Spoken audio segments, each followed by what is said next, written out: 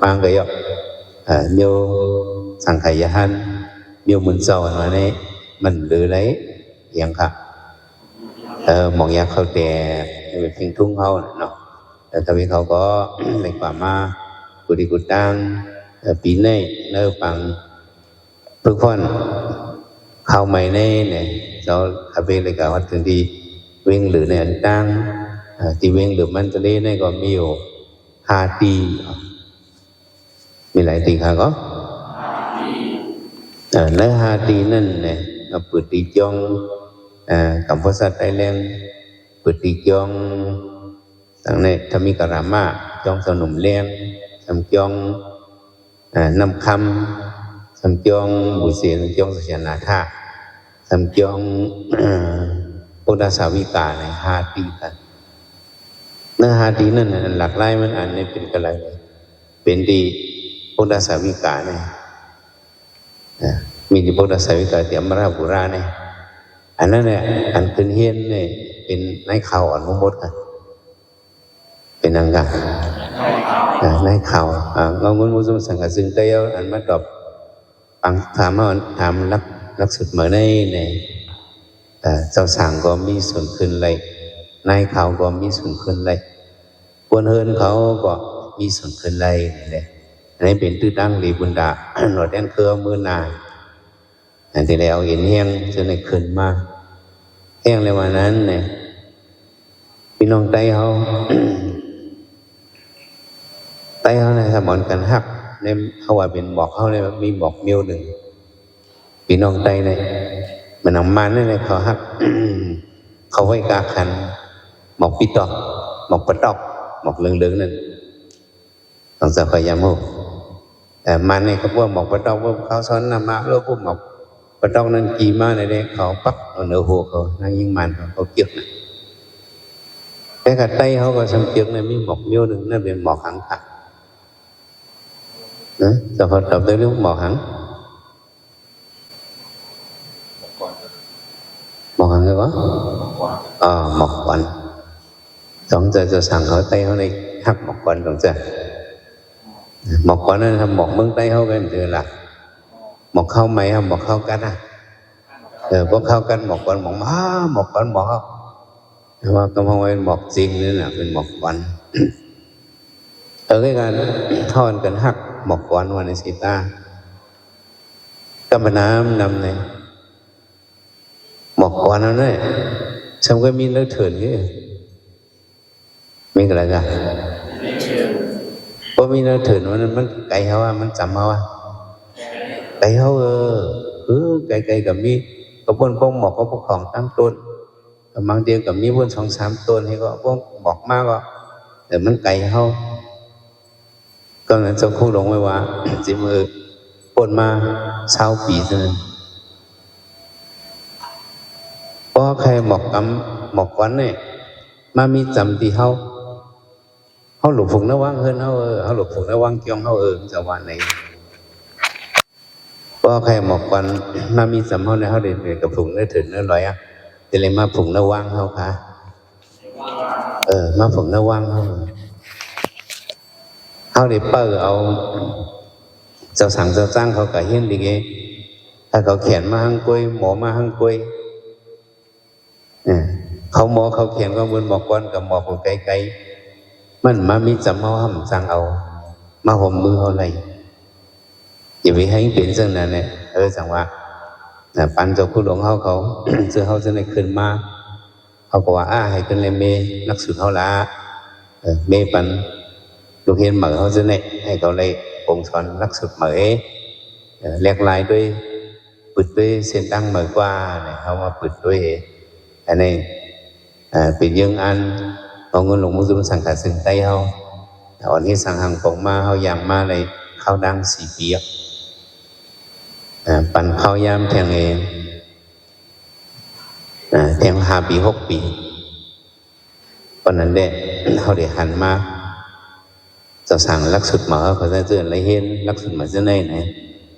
มันติดกัดแขนติดมีมาเขาเป็นไรหันแล้วก็ไปจากไหนปังซอนเยี่ยวกว่าสิตาก็นั่นคือเจ้าเขา ติ ต็มเลยลือเฮียงนั่นพอลือหึงกว่าเนี่ยมันซ้ำๆไปทางไหนเพราะเขาลือหึงกว่าเนี่ยมันเหมือนจึงขี้คังนั่นเนาะเจ้าเขาสองยำหูขี้คังสีมันอายองมันเหมือนอีหยังเจ้าเขาไว้เหมือนสีสังการเจ้าเขาเนี่ยขี้คังเนี่ยเนาะเติมยำพันไปยำหูก็ต้องไว้มันเป็นเมียงขังเดียวหนึ่งมันจับจอมไม่กำกันในก็จับจอมไม่ขังนั่นถูเห่ถูเตียบตัวไหนมันก็จับจอมถูเห่เนี่ยเมียงขังพวงจับในตัวนั้นก็ตายอ่ะพวงเอาขี้นั่นขี้เสือขี้ค้างนั่นเปิดออกมาเมื่อก่อนเนี่ยพวกที่ใส่กันผ้าที่ใส่กันผ้านั่นไงตีหูกันผ้านั่นแต่ขี้ค้างได้ใส่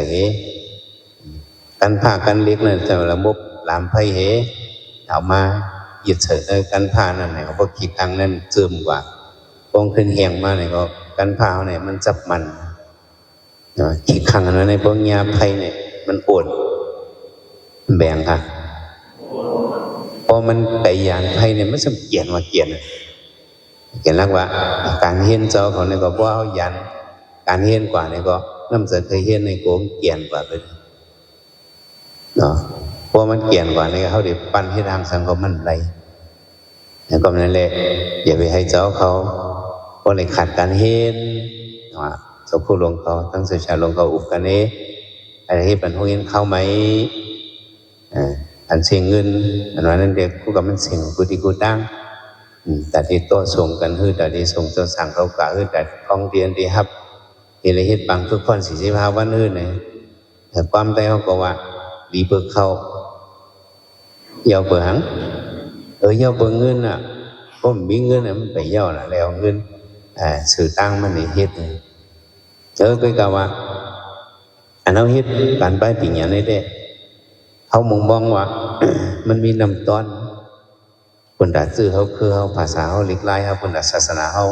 มันมีน้ำต้นอะไรมากเฮ็ดบางพึ่งพอนอะไรมากขึ้นบางพึ่งพอนอะไรมากใจแถมบางพึ่งพอนเป็นการกุศลหมดเป็นการนั่งกันชัดเทมังเจอเขาเฮ็ดบางกินจ่อกันขอกินข้าวหนึ่งตาไว้เนี่ยกาขันมาในเชียงนำเห็นเอาเฮ็ดบางเพื่อพ่อเขา45วันเลยเขาจ่ายเงินเขานั่นนะเป็นสถีเด็กก็กินหอเดียวลงแล้วเงินเขาก็เชียงนำกำเสียไหลเขามีเลยเขาฮัดเชียงเลยดีต้มเขาอยู่ด้วยกาว่าอันเขาเชียงนั่นเลยอันเป็นกุศลนั่นมันอีกอันเขาเชียงนี่เลยก็เชียงออกไว้กับเขาเชียงโดยกุศลเชียงเลยเอาตั้งหัวเทเติ้นกันเลยเอาก็เต็มตัดว่ามันกึ่งดีเชียงหัวเขาอันไหนต้องจำใจกันเขาป้องจะไหนเขากันมาเฮ็ดปางพึ่งพ่อนเจ้าเขาก็หลายวันหลายหลายเบิ้งอ่อนกันเขียวมาดี เวียงตั้งยานอะไรมาขึ้นปางพึ่งพ่อนที่จงกลางเวงเนี่ยก็มีเลยพวกปิศาจกระดาปุญญาตาปานอ่อนวันหลังเขาแต่เกี่ยวข้องกันมาเลยเขากำเขาหอบห้องยุยองมาถีบเขามาเลยเขาก็มาแถวกันในภูมิกันเนาะปังพึ่งพ่อนอันเลยเขาแถวกันเลยก็เขาหลูหับเอาดินนั่นเนาะอันในส่วนเลือกแต่ก็มันเบี้ยวนะตีเงาเงินเลือกให้ในเต็บตัดปันมาเจ้าป้าในไหลป้าป่าเว้งในวันไหลป้าป่าเว้งในเนี่ยมันยากันเลยกันปงมาปันในเขาใครปิดใครเรียบในมันสร้างเรียกก็45วันในกว่าทางตีเขาเป็นกลมมาบ่ค่ายตีไงก็มีส่วนค่ายต้องมีค่ะเจ้าเขาหลุดต้องว่าเอาดินเข้ามาเนี่ยมันกึ่งการเขาเปิดในสอนบันเขาไปหู้นั่นหลุดอันเขาหู้แล้วก็เปิดสอนบันอย่างเขาเดินเลยหู้จ้อมแทงเขาหลุดจุ่มซื่อๆครับเอาไปเอาสองทีห้ามคาไม้หนึ่งได้เขาหลุดหันเจอของเตียนเขา มาถึงเลยที่เรียกว่าเจ้านั้นเนี่ยถ้าไปยำยินมาอาปุ่มอันหนึ่งคนพันไม่ก้อนหนึ่งเขาก่อนเลยเถิดในตาพันไม่ขึ้นมาเอาไม่ขึ้นมาขายเลยเวียงเห็นเด้งหนาหัวต่อเฮินมันมาปีเอาเข้าเฮินถึงปองมามันก็พันไม่กว่าหันนกก่อนโดมตกไว้ลิตกไว้ลิงมันก็อีหลุยโอ้นกตัวนี้ยังตกไว้แล้วในบินก็มันบินอะไรก็บินในภาพว่าการของสำลินก็ทำโบนกผมนกปุ๋งไว้นกลิ้นไว้เป็นนกสังของผมใช้หูเมียวมันเนี่ยวะอีหลุเปิ้ลอีหลุติเปิ้ลอะไรก็มันก็ยอบเอานกนั้นมาให้ความใจเขาคลองมันว่าอีหลุติเปิ้ลเนี่ยต้องเจ้าเขาก็ยำรัดหรือว่าอีหลุติเปิ้ลเห็นเราบอกว่าอีหลุไว้กันเนาะcái cả đập bọc này ăn mà tì bơn là nói nè ý đồ tì bơn nè nè đập bọc ăn mà tì bơn nàyเขาgạo chơi cái này gạo chơi anh Yon lục bờ mở rồi hết chơi cái đấy เพราะว่าตีเปิลเนี่ยมันออกว่ามันกับไฟไผ่หลังนั่นนะฮัลโหลจึงจังเป็นนั่นกว่าละตีเปิลเนี่ยบอกว่ามันปาเจอกรุณาอินกว่ามาเป็นจนาความใจเนี่ยอาเป็นเชิงกรุณาไว้ไอ้นั่นใครเม่ไว้ฉันมีเงินเฮเป้ไว้ตรงนี้ฉันเจอคนนอนหมอลาดกองไปย้อนปันวะมือลาดนี่ตั้งดูยิงคิงนั่นนี่เคยในตกลงกันเดียวว่าฮัลโหลห้ากันมาหึงเอาปีนี้ฮัตตัดสินใจว่าถ้าใครย้อนฟังกูใครควบคู่กันเนาะเนี่ยใครเอากันเนาะอยู่ซ้อมกันเนาะคิงเอาเขากับตัวให้ย้อนแบบนี้กันข้าก็มีหยังเนี่ยวะสองมีหยังพี่น้องเมื่อไรเป็นอะไรมันหากันไรเอาเนี่ยวะthì mà cái này con thì cái yon vẫn quá đây nếu ạ mới bơi cái hơn này là nếu ạ khi ăn cái yon này hơn cái cào lát cục cái miêu nghe có cục cái miêu đầu miêu người mới nào mà này để mà đốt họ cái này cả đốt yên sự họ thành kiểu một thành kiểu mặc đấy họ có mi lán trai ở nó con khá này mà yon hết lục bơi sửa sang dịchเมย์เจ้าเฮิร์นในถาม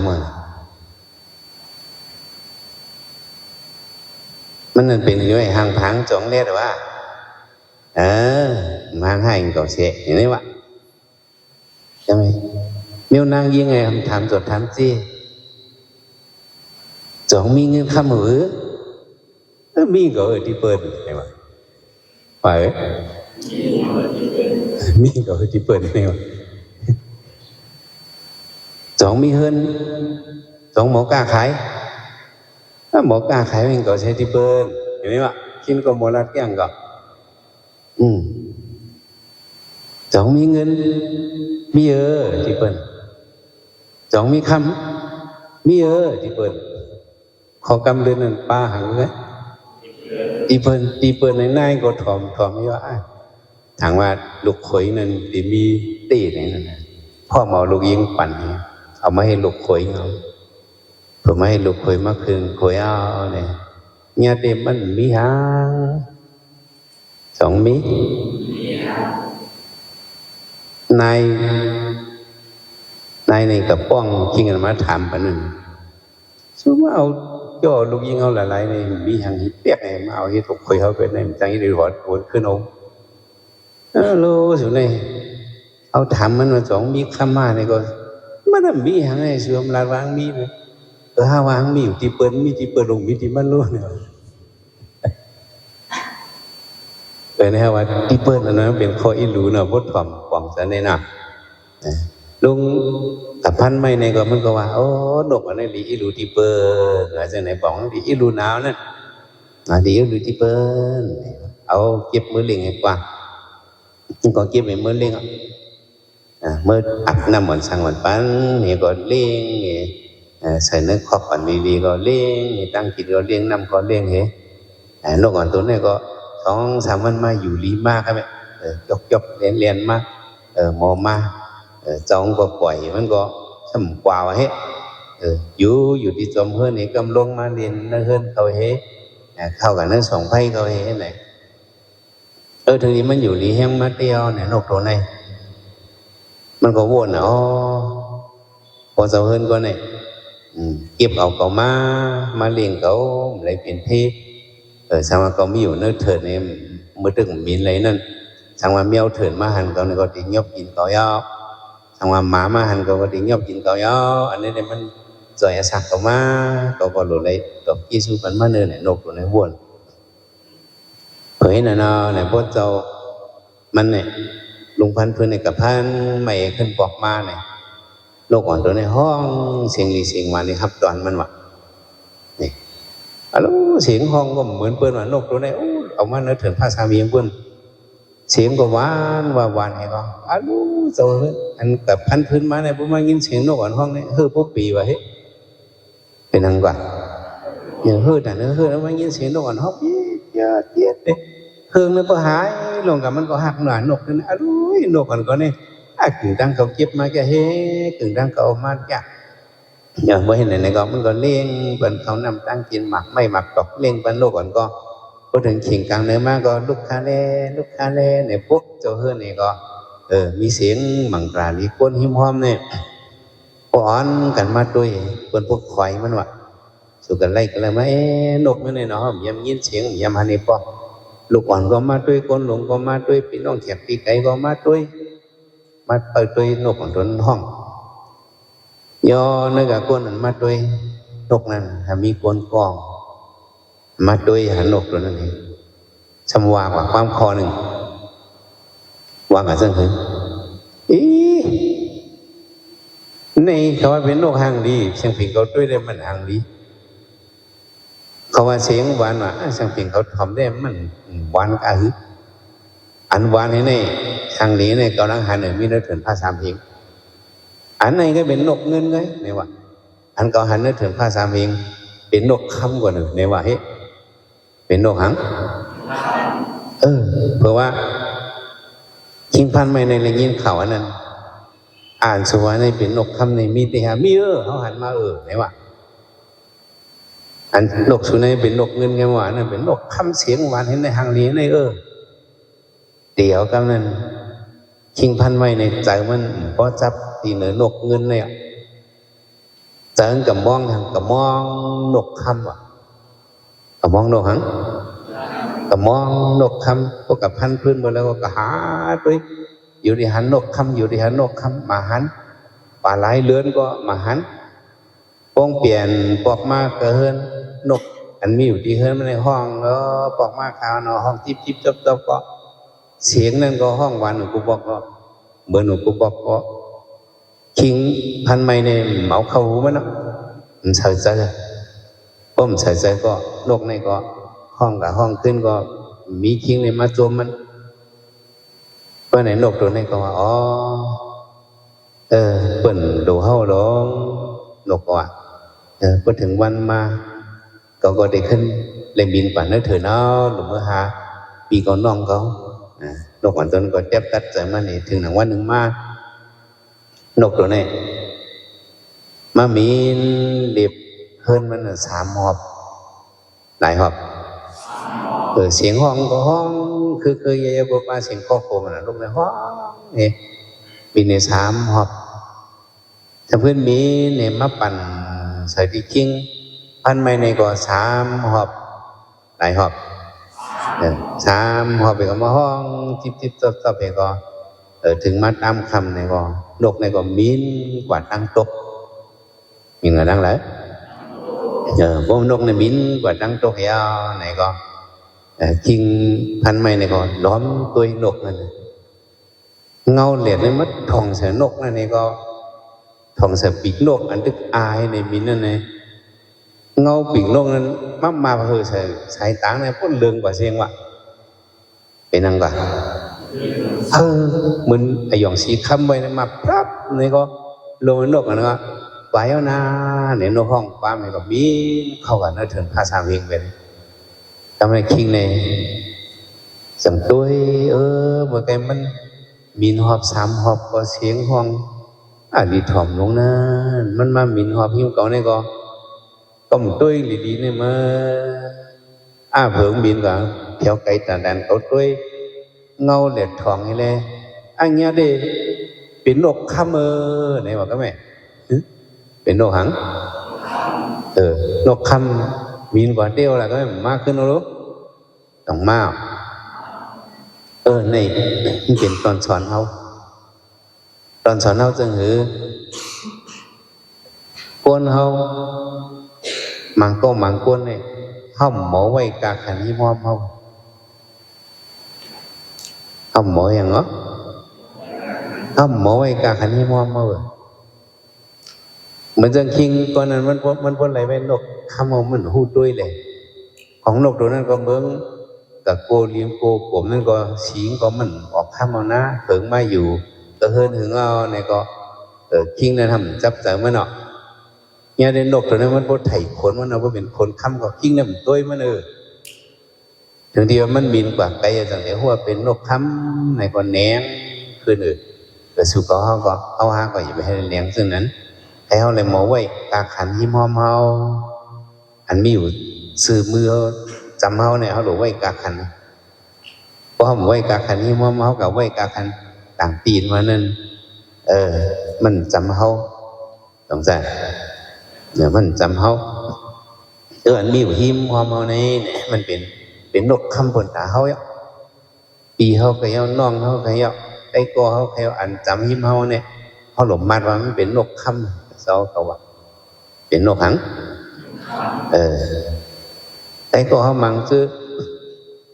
สมีไก่เขาให้มันกับมองมันหนุนติ๊กๆหันหนุนนึกฟิกนึกอะไรเงี้ยหันในติ๊กตอกอันนี้ฮัลโหลก็ในอับเจรีนั่นนี่เป็นนกอันมีไก่ไว้นั่นทีที่อันมีเนื้อมือเขาในมีกาขันเขาหลบของแสนในเนาะต้องจำใจเจ้าเขามาเกินปังเพื่อพรเดี๋ยวกันแล้วเพียอยู่ที่ย่องเหมือนเจ้าคนก็เย่าว่าเขาคัดจากไหนได้ก็มันก็ทุกเต็มเก่าเช่จังเปิ้นอ่องเขาก็อ่องเลยลูกต้องใจให้เกี่ยวว่าผู้สอนเขาตีวันเขาเนี่ยเปียงเปิ้นเนี่ยว่ากลุ่มกระซื้อเรียกจังไหนเขาเข้าซื้อตีเนื้อผู้สอนเขาเนี่ยก็เขาก็ไล่หางเชียงวันมันจังคิงก่อนมันก็มองนกคำเลยนกคำเตี้ยๆห้องอยู่ที่เฮือนก็มันเอาใส่ใจก็มันเลยทำอายาศาสตร์เชียงวันนั่นต้องเลยทำมันดุงเอาอะไรของมันฮับอ่ะนะนี่ก็เหมือนนั่นเนาะผู้สอนเขาเสียเขาก็กินมาคัดใจเลยสอนปันเขาเปลี่ยนหลังเขาหมอก็กินมาคัดใจหาให้หอมไม่ตอมไม่จุ้ยหอมหาสอนปันเขาเนี่ยอันนั้นเนาะเป็นนกคำกุนตาเขาเขาหลบป่องใส่เส้นนั่นเนาะก็ไปที่ไหนเจ้าเขาเพียวมาดีปังสอนเขาปีตั้งยานเนี่ยก็อันนี้มันถือเข้าเอาวิ่งตั้งยันนี่จ้องกลางวิ่งนี่จ้องกระไรเสียมาแล้วจ้องลงมูแก้วจ้องดีลอยลมก็ย่ออันนี้มันเป็นนกคำบุญแต่เขาเอาปังผู้คนเข้ามานี่เด้เจ้าผู้เขาเสียเขาหมอสอนเขามาสอนปันเขาเนี่ยเขาหลบบ่ยิบของอะไรก็ต้องจำใจเนี่ยเขาหลบมักมันน้ำเสริมศิตนาเขาเจ้าก้าวว่าได้เนาะแต่เดโมสอนหนึ่งก็ติมาสอนบรรจุเจ้าเนี่ยเขาติมาสอนบรรจุเขาหนึ่งจูม่วงวันในสายตาก็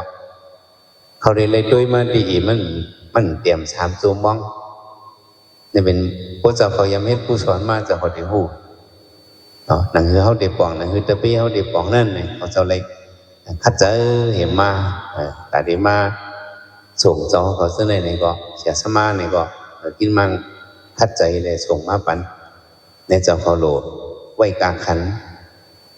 คนด่าคนนั้นตัวเทียมเขามาซะนะกูเขาเมย์เขาเสนอเนี่ยก็เขาก็โหลดผมจมอันเขาเลยมาเป็นก้นเลยมาเป็นพ่อเจ้าสั่งนั่นก็เจ้าเขาโหลดหั่นใจอันเขาเลยมาเพราะว่าเดี๋ยวเนี่ยก็เขาเลยไม่ได้เป็นนกข้ามเขาเนี่ยเป็นนกหางเอาเพราะเขาหูตัวเขาก็เขาเป็นนกคำนะ ต้องเสริมจ้ะnhờ cho sáng mi tăng hiện tăng nằm ở choเขาในเปิดในเลือกมาเห็นส่งมาถึงตีปังพื้นผ่อนเข้าใหม่มานั่นในตัวเจ้าเขาเนี่ยมันโบคึกไว้อ่ะแต่ตัวกาเงาเนี่ยมันตึกตัวแทงอิดนี่แหละมันตึงนุกผมนึกลิ้นไว้ฮื้อเนี่ยก็พวกมาแผ่วดีปังสอนในเนี่ยก็เปิดเนี่ยมาปวดปันสีปันโทปันย่อมปันสีมันเนี่ยก็ตีห่างดีมาก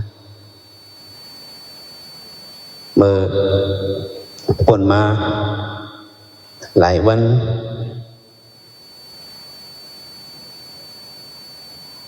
ขับไปกว่าดีลอยเสียงเมืองสูเลยลอยสองเท่าแต่ว่าสังยามยินสองยามถ่อมความใจบูอันห้องความหมักลอยเสียงเมืองสูนั่นยามถ่อมจ้าลอยสองเท่ามองเปิดขอเสียมก้นไก่นึงมาจากไหนลูกถ้าไม่เกิดหลีดินลอยเสียงขี่กาลูกเมืองสูขึ้นเบอร์ใครหึง40 นาทีจะเองก็โยมเมื่อกูบอกในตั้งหยาบให้ในที่โยได้เป็นตั้งยางเกี่ยวถึงเรือลอยถ้าเป็นเพียวมี22 ปีจะมา2 หิงหานั่นในกว่ากำไปนั่นเพียวมี20 ปีขึ้นเมื่อเรือลอยแช่เนี่ยเมื่อกูบอกก็เลยเมื่อปนมาเฮงเกาปากเกาซิบไปเห็นเกาปากเกา12 91 92นั่นพ้องลอยเสียงเบื้องสื่อตึกเฮิงนั่นตีเฮิงนั่นเจ้าเขามังจงไปเกิดพอเมื่อลอยเสียงเบื้องสื่อตึกเฮิงนั่นเปิดมันกับคุดเสียงเบื้องสื่อเอาเสียงมันช่างมันคุดไว้คุดเอาเนื้อลิ้นเลยเหมือนนั่นคุดนั่นแหละคุดเนื้อลิ้นตอนเลี้ยวเนี่ยมันชื่อเส้นนั้นอ่ะคุดน้ำหมากหินคุดน้ำหมากหินให้ปึงลงกว่าบางทีในปึงในใครกว้างฐานครึ่งจ้องเนี่ยครับทำให้เขากระลงด้วยขี่จึกอ่างห้างนี่เขาจะให้ปั่นให้ย้อนลงกำลังน้อยเนี่ยลงกว่าหลายปีเลย8 ปากปีหลายปี8 ปากปีเลยลุกความก็เคยไว้ลงว่ะโอ้คนฮัดเนี่ยฮัดลงมังก้มฮัดล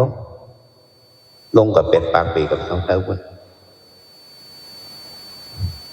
ทองลานีผู้จบมันกองกับมือผู้ปอกมันก็ใครกับหู้ในว่ะพวกคนทำก็มากับสังราในเขาก็ใครหู้มันเอากันนั่งเองลงกับจ้อมกันนั่งใน3 เกาะกระบองขึ้นกับจุกเหลืองในจิต6 เกาะใช่ไหม4 เกาะ5 เกาะเขาจุกเหลืองเห็นลงจ้อม1 กำในลงใน8 เกาะไอ้เท่านั้นเองผู้จบมันก็อยู่ในช่องก่อนนั่นเองปนิตึกมันเงี้ยก็ตึกเล็กก่อนเลยพูดไปเรียนนี้เป็นการสั่งการจะเนี่ยจังเปลี่ยนออกสื่อจะเนี่ยใช้เกียรติจะเนี่ยพวกเปลี่ยนออกพวกกับข้องกับคำในก็จันเอาตัวเขาเนี่ยปิดปอดตายเอาสั่งการในเลยเมียบเรียนมัดเรียวผู้จดผาจัดมันไล่สั่งการเขาเนี่ยพวกผู้จดผาจัดเนี่ยก็หยัดโต๊ะเหมือนจังมังเจ้าขี่เสียงเกศสั่งการเขาหลิมเขาเนื้อเสียงเกศจันพูดโต๊ะต้องมีเหมือนนั่นมังเจอนุ่งสั่งการเนี่ยป่าหิมจักอันวิสัยเรียนจันเอาสั่งการบนเขาเนื้อจักหล่อนเป็นก้อนมีเขาหลุดสติถ้าไม่เขาสติล่วงกว่าเจ้าเตอบุญถุยเจอก็อาหารอินต่อแค่นเอาเบียงคิงมันท่องนั้นเองล่วงกว่าลงเปิดกับเพียวกระเติงเป็นผีพักดูมันออกมาบอกไม่เลยให้ก็เที่ยงหลานใช้เสริงออกไปเที่ยวตายเที่ยวเลยตายไปเที่ยวถ้าไม่เขาเรียกตายก็เฮ้ลงกับด้วยลงกับกุดเสียงเลยเนี่ยพามากินเอาไม่เรียกดุนจี้ป่องเอาย่ามในเฉยๆก็จุดปลื้มเนี่ยก็มาหินเปียกมาป้าเสียงหวานมาเลยมาหินนั่นเลยหน่อยหินเขียวมาเสียงแรงๆหวานมีเรื่องเนี่ยขึ้นมา เอาจากลงอิฐเดี๋ยวก็บ่มีเสียงในเพิ่นตังคือในเสริมมาเนื้อปรุงขึ้นหลักเพิ่นมาเปี่ยวตังเตอเนี่ยมาเปี่ยวตังเนื้อเนี่ยจังฮะกวนเหตุการณ์เขามาทุกตอกทุกแตกเองเลือกเอาเสียงตอนนี้ตอนนั้นใส่เนื้อปั้นอันนี้นี่เขามารู้เขารู้เป็นเสียงเริ่มเป็นเสียงอะไรกันบอกว่าเสียงนั้นไปเลยช่วยนั่นบนห้องว่าเสียงเรื่องเนี่ยเสียงนั้นไปเลยช่วยในบนห้องเนาะเสียงเรื่องเป็นเสียงเลี้ยงต่ำตึงสั่งการเท่าเนี่ยเสียงเมืองสูดเหมือนนั่งเสียงเมืองกุดโอ้พวกบางอันก็มันหลอดอันเปียกอันช้ำในกาขันก็เหี่ยวเสียงเมืองกุดบางลุกเนี่ยเสียงเส้นนั้นมันจะเป็นเสียงเรื่องเลยเสียงเรื่องนั่นต่างเดียห่างดีไหนไม่ต้องดีกว่าที่ก็หมอช่วยมันหรอกก็หมอให้ยังก็หมอช่วยมันขึ้นเอาจากก่อนสั่งก่อนให้พอดช่วยก็เงาก็ขึ้นมาเสียงก่อนเลี้ยงลงมาห่างดีมากว่าเป็นเช่นนั้นมาในกระเฮ็ดสายข้อก็ห่างดีให้ทางจบก็ห่างดีเอสังก็ห่างดีเสียงอันนั้นนักโกงเนี่ยก็มันมีกาขันเอาเพื่อกามันหลูกก็ช่วยมันหลูกหมอก็หมอช่วยมันเต่าหลูกมีก็หมอช่วยหลูกมีอย่างกันพอมีก็หมอช่วยเข้มนี่ก็เสียงนี่ก็กาขันแก่นอย่างมากแต่ว่าเจ้าเขาซึ่งนี่ก็แต่มันเป็นเสียงดีมิเสียงลีกุเจ้ากุป้าเนี่ยเพิ่นเลิกมาอันของนักสืบเหมือนเนี่ยของตำเหลียวเอาเนี่ยก็เพิ่นเลิกมาอันตัวกว่าซึ่งนั้นเนี่ยป้าเนี่ยเลิกสิป้าลงอะไรตบซ่อมซึ่งนั้นเนี่ยมาอะไรมันมีส่วนมากในเจ้าของมาแน่เนี่ยเจ้าเขามีน้ำกัดเขามีน้ำกัดเลยเอาเงินก็เลิกให้ส่งมาบันกันในทึกในมันก็ส่งมาเจ้าเขาเนี่ยมันเป็นเสียงเรื่องมาเพียวดีปังทุกคนเข้ามาในก็ครูสอนหลายก็หลายกวนอ่อนกันมาสอนปันในของว่านั่นเขามาเฮียงปันเจ้าเขาเนี่ยเขามาช่วยปันเจ้าเขาช่วยปันเจ้าเขาให้ห่างดีเด้อเห็นมากเก่าถ้ามีการคันลือสีเก่านี่แหละในเขาสมาปอดปันช่วยปันนี่แหละในเจ้าเขาหลุดเลยมาอยู่เศร้ากันในเหตุสอนเอาเฮียนเอาดอกบัวเยาวนั่นเนาะเราจำจ้ะที่เราอยู่กว่า40ปีหลายวันค่ะ45 วันที่เร็วเลยมาหลายวันเลยมา12เลยมา12 วันแต่เขาได้อยู่กว่าดอกบัวเยาวนั้นเขาหลุดเลยยิบอันยิบอันเกี่ยมห้ามพอหลุดยิบนั้นหลุดยิบไปคอเร็วไปเจ้าครับเขาติดเลยยิบไปคอเลยล่ะไอ้พวกเข้มกว่านั้นซึ่งหนังพระเป็นเจ้าสอนนั่นเลย10 เปิงปารมีข้อขันทีต้นเก้ในนั้นน่ะไปค่ะก็มาได้3 ปอกเสียงบ่แห้ง10 เปิงปารมีข้อขันทีต้นเก้10 เปิงปารมีข้อขันทีต้นเก้นักปารมี10 ป้าในขันทีในมันต้นหรือสิเปิ้นว่าจังได๋เปิ้นแตกเลยว่าขันทีในมันจึงหือสั่งเป็นรถเลนรถไทยนั่นนี่ก็มันเป็นโหต้อยมันโหต้อยยะท่านั่นโหจักมันนั่นตัวมันเฮียงเลยมันจันกว่าในต้อยบองไผ่หลังซะในเก่าต้อย10 ต้อยนี่มันจันกว่าต้องมันหมดโหยะท่าลงเนี่ยเพิ่นก็แตกนี่ว่ามันเป็นขันทียาว10 เปิงปันมีครบที่ต้นเกอาจจะเขามาเกินปังทุกคนก็ในโดมีขันทีโดมีอย่างค่ะขันทีนั่นความใจเอาว่าลองเยี่ยมกันโดมีลองเยี่ยมกันพอมียิบกับไม่ลองเยี่ยมกันอันนี้อันเดียวไว้ก่อย่อเขาได้มาถ่อมเปิ้นตาลเปิ้นไข่เจ้าไหนเข้ายามกึ่งเสือม่วง1 เสือม่วงไหนว่ามีขันทีในห้ำนั่งไรตัวก็ย่อต้องจ้ะขึ้นปังพึ่งฟันกอดเนื้อ2 กิ่ง 3 กิ่งเพราะมีขันทีก็มันนั่งเลยแล้วปังพึ่งฟันต้องได้ไรค่ะขึ้นทั้งวันเลยก็ได้ไรเฮ็ดก็ขันที ต่อถึง45 วันเต็มเลยก็เฮ้ยก็ขันทีลูกเดียวก็มันก็เต็มทนเนาะค่ะมันก็หยาบสังเดี๋ยวได้เยี่ยนใจเอาที่ดิคนไหนได้ก็มันดีเข้มเดียวเขาเป็นสังขายานั่นเด็กเขาเนี่ยได้มาเป็นคนหมอเยี่ยนมาสืบพันธุ์มันเสียสมาก็สอนผลมาจิมเมล็ดจิมเมเจ้าเขาเป็นเจ้าสังอ่อนนั่นอาศักหักกบจิตกบไว้ผัดบูเมมาอยู่ที่ย่องกลางในลูกเต็มเจ้าคนไปหอกคนในลูกเนี่ยอันนั้นเขามีตั้งเยี่ยนกันนั่นลูกอ่อนโกนเฮิร์นเนี่ยโอ้กลางวันโคตรถ่องโกนไว้ไปลูกก่อนลูกบูเมกับพวกก็เห็นกลมลูกอันเขาได้เงี้ยเสียสมาดีมาไปโกดลูกกำเดียวลูกสุนัขก็พากำเดียวแล้วเขาเลียดมาเขาหมอโคตรเย็นกันขันทีไม่เอาแล้วเขาหยิบเอาขวดตาพระเป็นเจ้าขันทีเนี่ยมันมีหล่อนต้นเกย์แต่เดอ่องเลยกุศลกุเพิงกุนี้นั่นเนี่ยก็มีขันทีเนี่ยมันอ่องถึงที่ยอดพอที่ปลายอะไรอยู่ในเมื่อเนี่ยคันเวมาปั่นขอวัตตะกำที่เจ้าเขาเนี่ยก็ให้เลยไว้กาขันหิมอมเฮาไว้กาขันนั่นแหละหิมอมเฮานั่นปีน้องเฮาปีไอปีนางเฮาจะเป็นกาขันหิมอมเฮานั่นเราให้ไปกับว่าอโลปีไอเปิ้นนั่นฮักน้องใจเปิ้นจังได๋แก้มฮักเขาอีไปกับว่าอันเฮาเป็นพี่น้องเฮาต้องกันจำใจกันนี่เป็นกาขันเป็นนกคำมีอยู่หิมเฮาห่ำหมอไว้น้ำหนักมันนี่ไปให้ได้ปิดเสียสมาเฮาได้กอดได้เสียวนี่ก็เป็น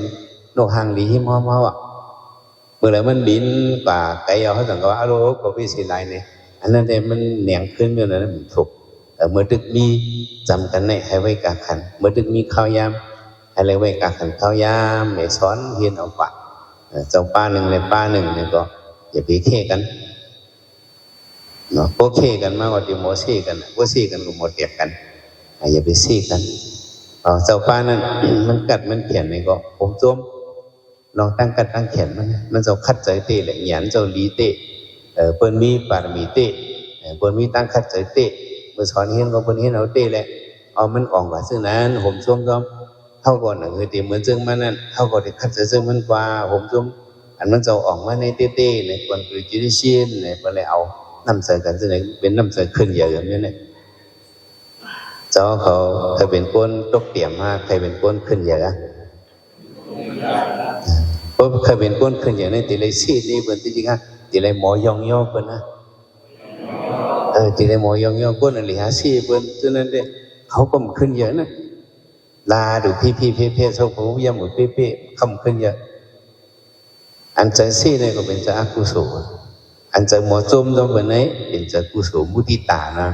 เป็นใจกุศลนะเขามาขึ้นโฮมเฮียนกันเขาหลงหมอโฮมจมกันเจ้าอันเจริญหมอเนี่ยก็อย่าไปทำอย่าไปเมียนคนมาถามอันนี้หมอเนี่ยก็เขาช่วยปารมีใต้กอเขาช่วยซับเลี้ยงกันเท่านั้นเพราะช่วยซับเลี้ยงเปิดเนี่ยก็เขาก็เห็นป่องเลี้ยงเจอมากเมื่อคาเฟ่เขาขึ้นจันซิบติ๊กก็ขามังสมังป้ามังก็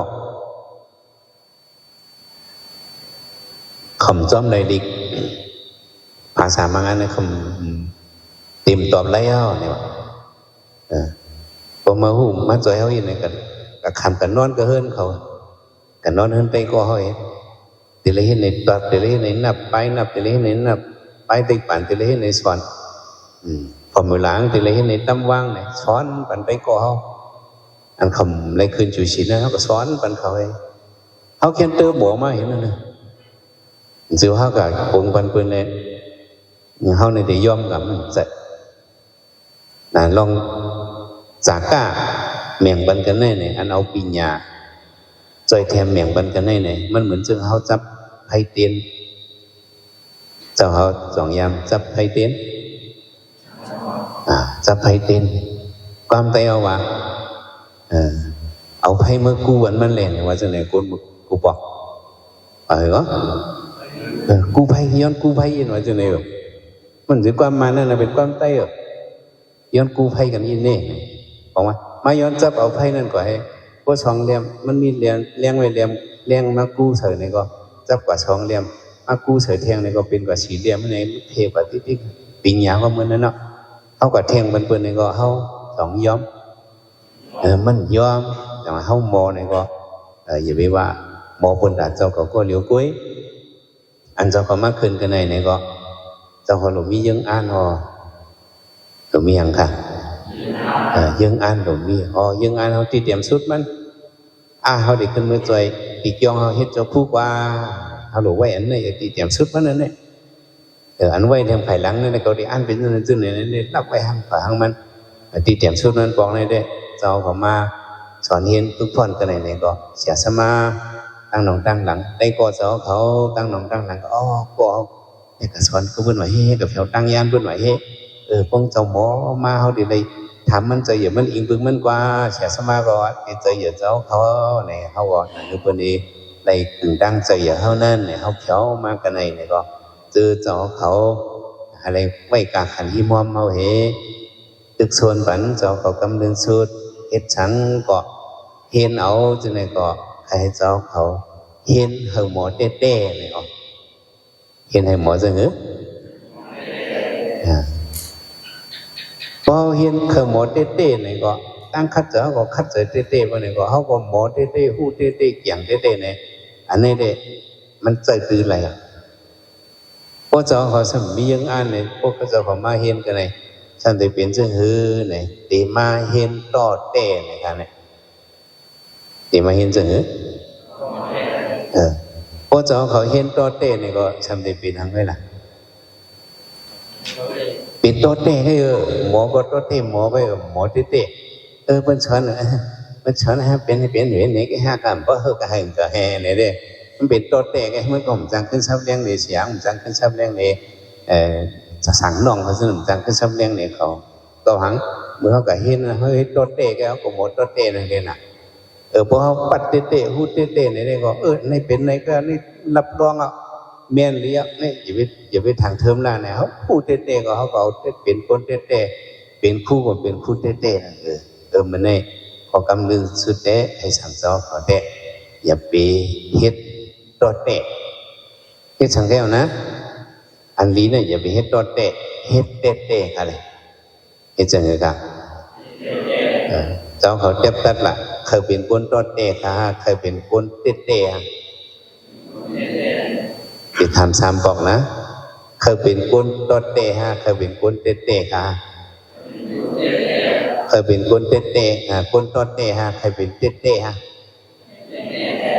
พวกใครเป็นเต้ๆเนี่ยก็อันเขาคัดเจอนั่นสิเลยคัดเจอต่อเต้ฮะเต้ๆฮะพวกคัดเจอเต้ๆก็มันดีเป็นมาอยู่กำลังให้เจ้าพระพุทธปูป้าอยู่ในช่วงวันนี้เนาะเขียนเอาการสอนให้เลยเต็มทนกุศลปูป้าเสกำโดยติกาสาธุสา